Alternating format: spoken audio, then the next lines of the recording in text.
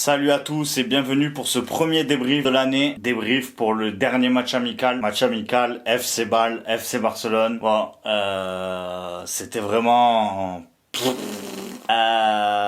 franchement, je me suis fait chier. Voilà. Je trouve que à une semaine de la Liga, c'est même pire. La Liga, elle a démarré hier. Ils nous ont décalé notre entrée en lice à nous. On nous fait jouer dimanche prochain. Techniquement, la Liga, elle a déjà commencé. Tu fais un match comme ça. Alors ok, t'as repris l'entraînement il y a pas longtemps. Mais ton championnat, il a déjà commencé. T'es dans cet état de forme-là. C'est compliqué, quoi. Je sais que Flick a dit qu'on serait prêt vraiment après la trêve internationale, et il faut pas se louper parce que c'est là justement où il faut éviter de faire des faux pas au début, perdre des points bêtement. On va éviter de tirer sur la sonnette d'alarme dès maintenant, mais je trouve que tu fais ton entrée en lice dans 7 jours en championnat et tu ponds un match comme ça là maintenant, je suis pas très convaincu, quoi. Après on va me dire oui, on a gagné 5-2. 5-2, oui. 5-2, oui, ok, mais tu en marques 3 dans les 7 dernières minutes. Le score il est bien flatteur, quoi. Mais bon bref, là on met la charrue avant les œufs. Au niveau de la composition un peu d'avant-saison, quelques petites surprises. Il a quand même mis des titulaires de type Juan Garcia dans les buts, Baldé à gauche, Eric Garcia à droite, Christensen et Gérard Martin dans l'axe et Eric Garcia à droite. Petite surprise au début, je pensais que Xavi Espart jouait à droite, mais il a mis au milieu de terrain. Donc ça m'a surpris parce que les quelques entrées qu'il a fait la saison dernière, il l'a fait jouer latéral droit. Là, il l'a mis au milieu. Et franchement, il a fait vraiment un bon match au milieu. Donc à voir, je sais pas le projet qu'il a avec Xavi Espart. Vu la complexité au niveau du milieu de terrain cette saison, si en plus de ça il commence à ajouter Xavi Espart au milieu, ben je sais pas du tout ce que ça va donner. Bon bref, peut-être c'était juste histoire d'eux, je sais pas du tout. Mais bon, du coup il a interverti, voilà, donc Eric Garcia à droite et Xavi Espart au milieu. Donc Xavi Espart avec Bernal, Fermin Lopez en 10. Et en attaque, on avait du coup Adeyemi à droite, Gordon à gauche et Rafinha en 9. Pas convaincu par Rafinha en 9, mais bon, de toute façon c'est 3 ailiers, donc on sait très bien que ça va permuter, que les trois vont un petit peu intervertir, que ça va bouger, ça va dézoner, et puis de toute façon c'est le moment justement d'essayer un petit peu des choses et de voir ce que ça va donner. Bon, du coup le match, rien de spécial, on a le pied sur le ballon, rien de nouveau, y a rien de spécial à se mettre sous la dent. Honnêtement, c'est vraiment pas exceptionnel au niveau des occasions. Il y a rien de tranchant. Rafinha, Gordon, ça se marche un peu dessus. Fermin, très très brouillon. Je vais mettre ça sur le compte de son retour de blessure. C'est pas un bon match. Et d'ailleurs, justement, on ouvre le score au bout d'une 35e minute de jeu. Au moment où Rafinha retrouve son couloir gauche, il retourne à gauche et il fait un centre pour Adeyemi qui ouvre le score. Ça fait plaisir pour Adeyemi qui, j'ai pas trop vu les autres matchs de pré-saison parce que j'avais pas envie de payer la chaîne du Barça. Je trouve ça d'ailleurs abusé que le Barça fasse payer ses amicaux. Franchement, c'est encore une fois pour un sport qui se veut être le sport du peuple. Je trouve que c'est un sport qui fait tout pour l'en éloigner, mais bon, bref, c'est pas le débat du jour, mais en tout cas voilà, j'ai pas trop suivi, si ce n'est quelques images et les images que j'ai vues d'Adeyemi sur la pré-saison, ça m'a paru vraiment compliqué. Donc du coup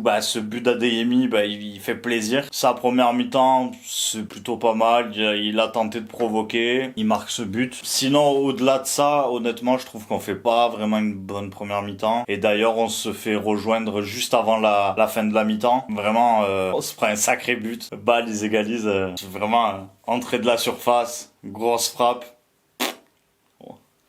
Ils nous mettent vraiment un beau but. Rien à dire. Et du coup, ça se finit sur ce 1 partout. Et je me dis, c'est plutôt logique. On n'a rien montré de plus. Et il y a rien à dire. Il y a rien à développer de plus sur cette première mi-temps. En fait, je me suis dit, je vais être bien con dans ce débrief parce qu'en fait, il y a rien à expliquer de plus sur cette première mi-temps. Vraiment, je suis vraiment déçu de ce qu'on propose. Encore une fois, à une semaine d'entrée en Liga. À une semaine d'entrée en Liga, on fait un match comme ça. C'est pas normal. Je commence je commence à être inquiet de la tournure que prend cette pré-saison. Autant sur l'aspect mercato que sur l'aspect préparation, sur ce qu'on voit sur le terrain. Je sais pas, on a loupé quelque chose. Parfois, quand ça se passe trop bien, c'est là où il faut encore plus travailler. Comme si on s'était trop reposé sur nos lauriers. On a fait une première année avec Flick exceptionnelle. La deuxième année, elle allait être dure. On l'a bien négocié. Et du coup, peut-être on s'est trop reposé sur nos acquis. Le dossier du 9, on avait 1 an pour le préparer. Lewandowski, ça faisait 1 an qu'on savait qu'il était en fin de contrat. Torres, ça faisait 1 an qu'on savait qu'il allait nous rester que lui, qu'il allait lui rester 1 an de contrat, que potentiellement il allait soit partir, soit il fallait le vendre. On n'a rien anticipé. On n'a pas anticipé ce dossier-là. On n'a pas anticipé les dossiers importants. Et on se retrouve dans cette situation-là. Mais bon, bref. Du coup, début de seconde période, Flick qui fait rentrer Koundé, Hamza Abdelkarim et le petit Ed Sheeran. Voilà, Ed Sheeran qui s'est dit, je vais me faire un petit kiff. Je vais jouer une mi-temps pour le FC Barcelone. Voilà, peinard.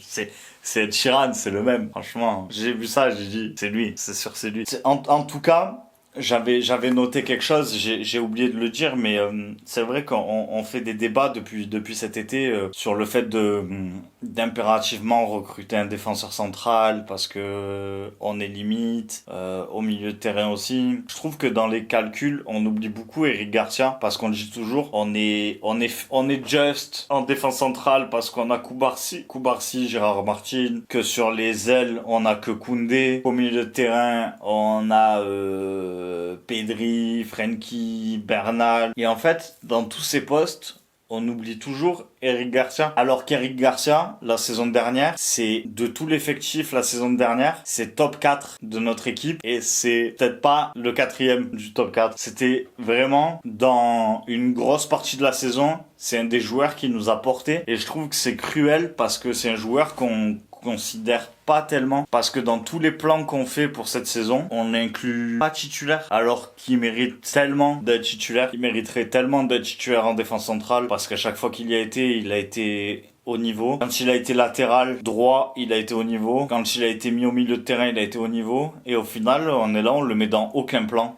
Et je trouve ça vraiment cruel. Du coup, j'ai percuté là cet après-midi face à Bâle. Et je me suis dit, qu'est-ce qu'il va faire Flick d'Eric Garcia? Et je trouve que c'est un vrai sujet. Et j'espère tellement que Flick va trouver une solution pour Eric Garcia et qu'il va le considérer vraiment à sa juste valeur parce que je trouve ça très dur parce qu'il a été monstrueux la saison dernière et je trouverais ça trop dur qu'il ait pas un rôle important cette saison. Ça peut être lui la clé en défense sans forcément recruter. Et Christensen, on l'a vu, un Christensen sans blessure, ça peut être la recrue en défense. Un Christensen qui se blesse pas, qui n'a pas de méforme, c'est une recrue. Défensivement, c'est une recrue. S'il est au niveau, c'est un très bon défenseur. Moi, je suis d'avis de recruter personne en défense centrale. Eric Garcia et Christensen, on n'en parle pas. Surtout Eric Garcia. Franchement, moi, je fais avec eux largement. Sinon, en tout cas, du coup, on a vu Anthony Gordon titulaire. Qu'est-ce qu'on pourrait dire de sa prestation? Je sais pas si j'ai plus vu sur le terrain Anthony Gordon ou Thierry Amiel aujourd'hui. J'espère que la fin de carrière sera pas la même. Bon, du coup, la deuxième mi-temps, elle démarre pour situer un petit peu, parce que j'ai divagué et j'ai pris carrément un virage. J'ai pris un virage, on aurait dit Jules Bianchi. Hamza Abdelkarim qui est rentré début de deuxième mi-temps et qui direct centre de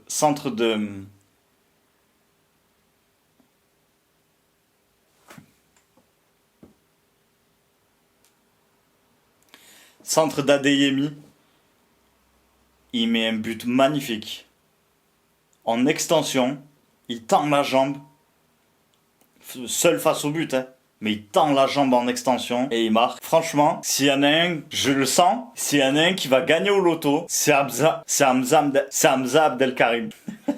Lui, il va gagner le jackpot. Il va arriver aucun neuf. Il va se retrouver, il était censé jouer au Barça B. Il va finir titulaire au Barça, 40 buts. Ah ouais, quelle pré-saison. Franchement, rien à dire. Tous les matchs, il joue, il marque. Sens du but, il a un sens de l'anticipation pour aller chercher sa façon de se positionner, pour aller chercher même, je sais plus c'est quel match de pré-saison où il est allé chercher un penalty, la façon dont il se positionne et tout pour aller chercher la faute et tout. Il a quelque chose, hein. Il a quelque chose. Même si il a un truc à jouer, même si on signe Julian, on prendra pas de remplaçant. Il y aura pas le budget de prendre un deuxième neuf. Ça veut dire que même si on prend Julian, tu vas faire toute la saison, tu auras qu'un neuf. Donc Hamza, il a vraiment un truc à jouer cette année. Il peut vraiment faire quelque chose. Hamza cette année, il peut gagner le loto au Barça et faire sa carrière. Et du coup, il marque vraiment un beau but là. Il rentre, 3 minutes il marque. Du coup, il marque. Et après, je sais plus, ça fait 2-1.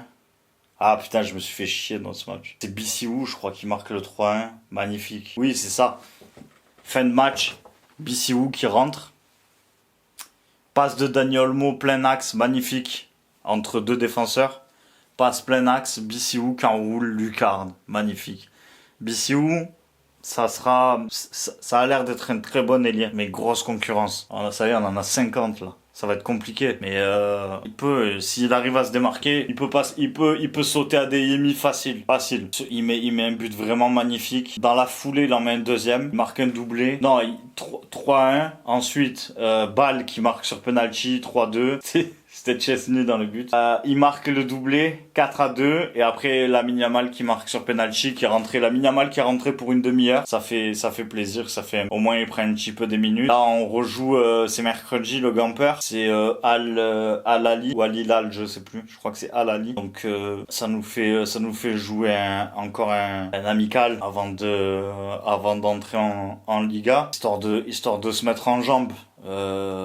J'espère quand même qu'on montrera un autre visage parce que franchement ce match, la deuxième mi-temps, je l'ai regardé vraiment en travers, je me suis vraiment fait chier. Il y a eu quelques petits trucs positifs. Xavi Espart, vraiment, je pense que ça a été quand même le point positif. Il a fait vraiment un bon match au milieu de terrain. Je retiens le but d'Hamza. Putain, j'arriverai pas. Je retiens le but d'Hamza, qui est vraiment très beau, juste après son entrée en jeu. Putain, qu'est-ce que je retiens de positif, quoi. Ça, c'est vraiment compliqué, quoi. Je suis vraiment déçu de la performance globale parce que tu joues dans 7 jours en Liga et c'est pas possible de faire des prestations comme ça. Tu peux pas mettre ça sur le dos d'une préparation tardive. Tu peux pas mettre ça sur le dos de la Coupe du Monde. Tous les clubs ont redémarré tardivement. Tous les clubs ont eu leurs joueurs qui sont rentrés tard de la Coupe du Monde. On va dire que c'était une mise en jambe. On va se dire que mercredi ça ira mieux. Que Rodri, il sera au Camp Nou. Il va présenter la Coupe du Monde avec tous les autres Espagnols. Qu'on sera content de voir ça. J'espère vraiment qu'on aura du nouveau concernant Julian parce que si mercredi, là on est dimanche, si mercredi il n'y a pas de nouveau au sujet de Julian Alvarez, c'est que ça pue fort. Ça pue fort.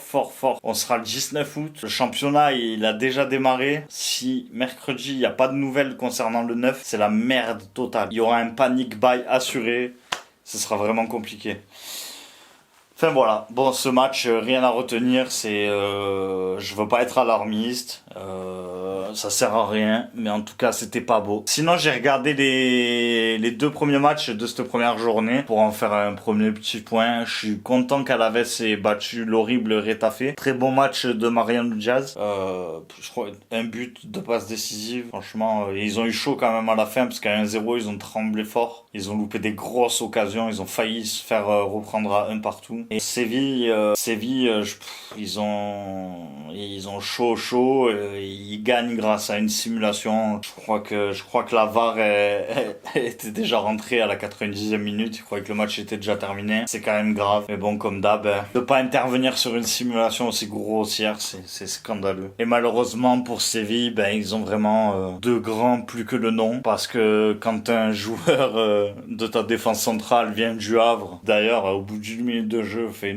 une faute aussi grossière qui amène le but du Rayo Vallecano. Non, enfin, ça sent vraiment la Segunda et malheureusement, j'espère me tromper. Enfin, voilà. Bon, sur ce, les gars, on se dit rendez-vous mercredi. J'espère qu'on montrera un autre visage. Je sais très bien qu'on n'avait pas l'équipe cheap, qu'il n'y avait pas l'intensité cheap, mais quand même, on est censé montrer notre visage, on est censé montrer autre chose. On avait suffisamment de talent, de qualité et de plus pour montrer plus quand même face à Bâle. Là, ce qu'on a montré, c'était pas normal à une semaine de reprendre la compétition. Allez, bon, en attendant, je vous laisse, puis on se dit à mercredi. Allez, bonne soirée.